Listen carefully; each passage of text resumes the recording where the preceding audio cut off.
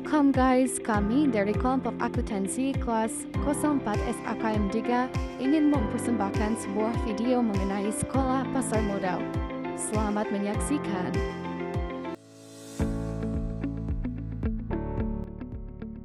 Kali ini saya akan menjelaskan tentang apa itu investasi. Investasi merupakan suatu proses untuk mengelola aset atau harta sehingga aset tersebut dapat memberikan hasil di kemudian hari.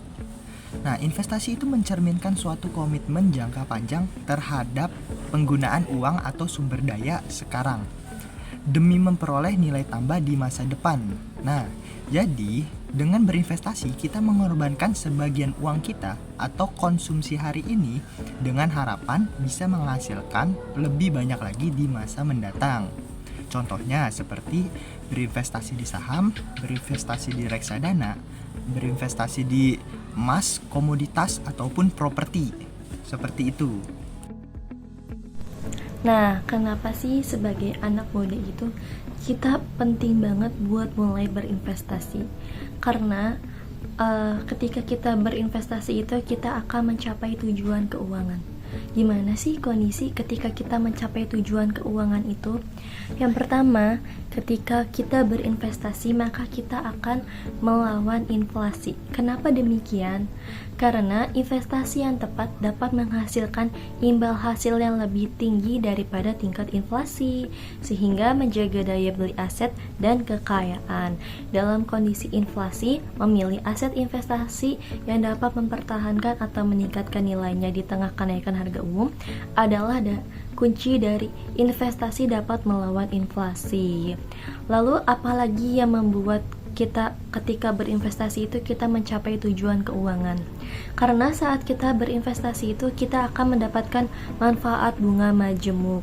Saat kondisi kita menanamkan aset kita pada pasar modal, maka kita akan mendapatkan bunga dari aset yang telah kita tanamkan pada saham-saham yang terdapat pada pasar modal tersebut, sehingga kita akan memperoleh pendapatan pasif dari manfaat bunga tersebut. Nah, lalu apabila investasi itu dilakukan secara berkala, secara tepat, maka kita akan aman secara finansial dalam kondisi keuangan. Sehingga disitulah ketika kita berinvestasi itu kita mencapai tujuan keuangan. Nah, setelah kita tahu nih tadi betapa pentingnya berinvestasi dan berbagai macam manfaatnya, mulai dari kita bisa melawan inflasi sampai mencapai kebebasan finansial. Sekarang yang jadi pertanyaannya adalah teman-teman, investasi itu bisa lewat mana aja sih? Nah, oleh sebab itu saya bakal ngejelasin nih sektor-sektor dalam investasi. Buat jadi gambaran, kita bisa mulai dari mana aja. Oke, jadi kalau ngomongin tentang investasi itu, bayangin kita tuh kayak lagi milih kendaraan buat ke jalur keuangan kita, teman-teman. Nah, kendaraan ini ada 2 jalur. Yang pertama sektor keuangan, yang kedua sektor non-keuangan. Nah, jadi pertama sektor keuangan nih. Biasanya sektor keuangan ini udah banyak orang kenal ya teman-teman, mulai dari perbankan sampai ke pasar modal. Nah, isinya apa aja sektor keuangan ini? Pertama, di perbankan biasanya kita bisa mulai dari deposito. Tapi lagi-lagi kita harus mencari bank yang relatif aman.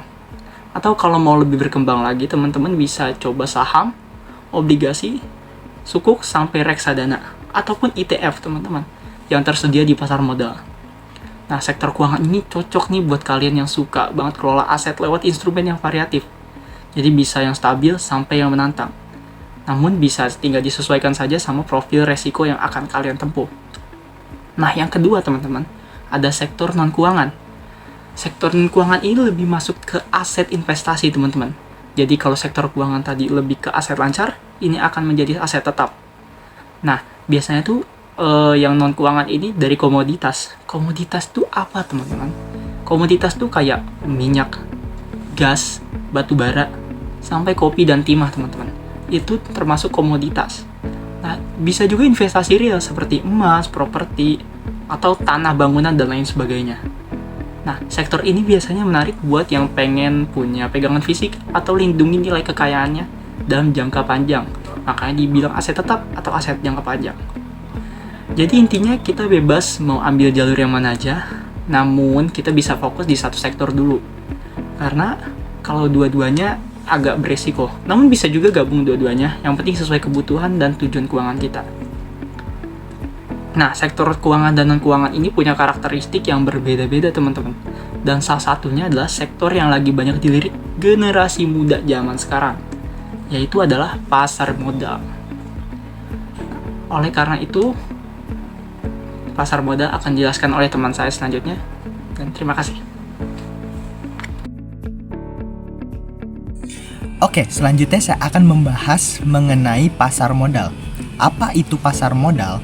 Pasar modal adalah tempat bertemunya pihak yang memiliki kelebihan dana, yang biasa kita sebut investor, dengan pihak yang membutuhkan dana seperti perusahaan ataupun pemerintah melalui mekanisme jual beli instrumen keuangan jangka panjang.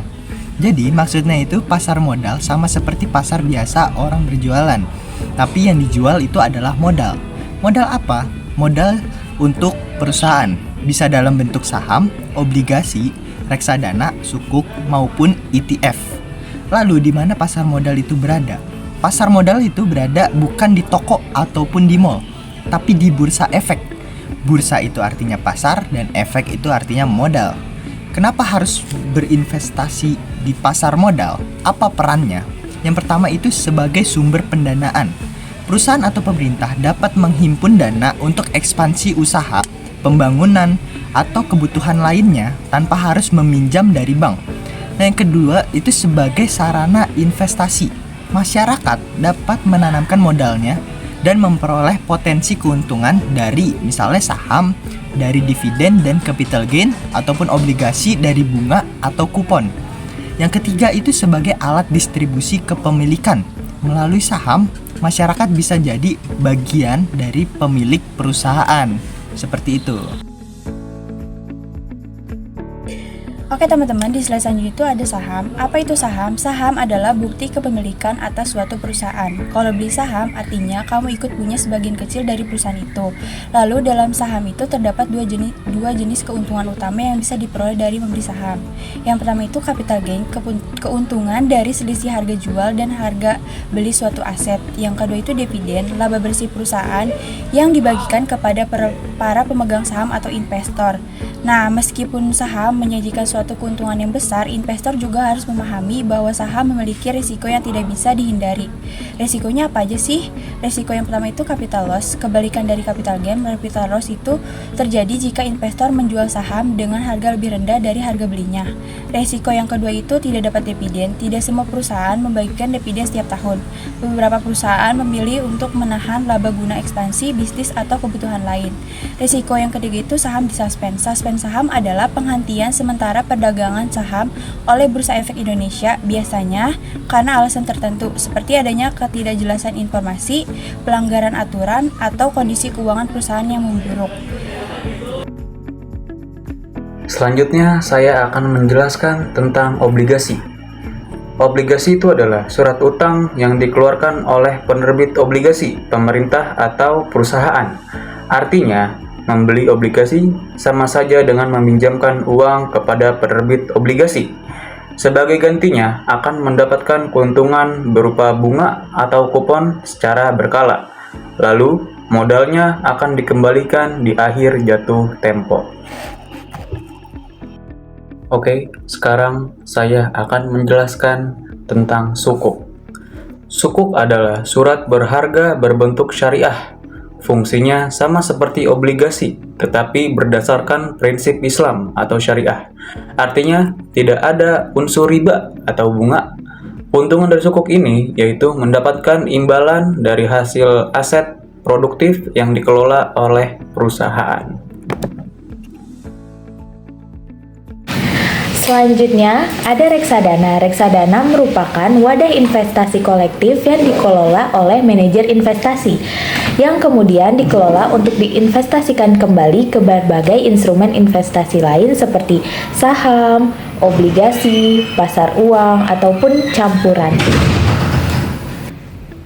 Selanjutnya, ada Exchange Traded Fund. merupakan reksadana yang bisa diperdagangkan seperti saham di bursa efek. ETF menggabungkan diversifikasi seperti reksadana dan fleksibilitas jual beli seperti saham. Artinya, di dalam ETF terdapat aset reksadana seperti saham, obligasi, komoditas, dan masih banyak lainnya. Dan aset tersebut bisa diperdagangkan di bursa seperti saham biasa. Thank you for watching teman-teman. Bye-bye.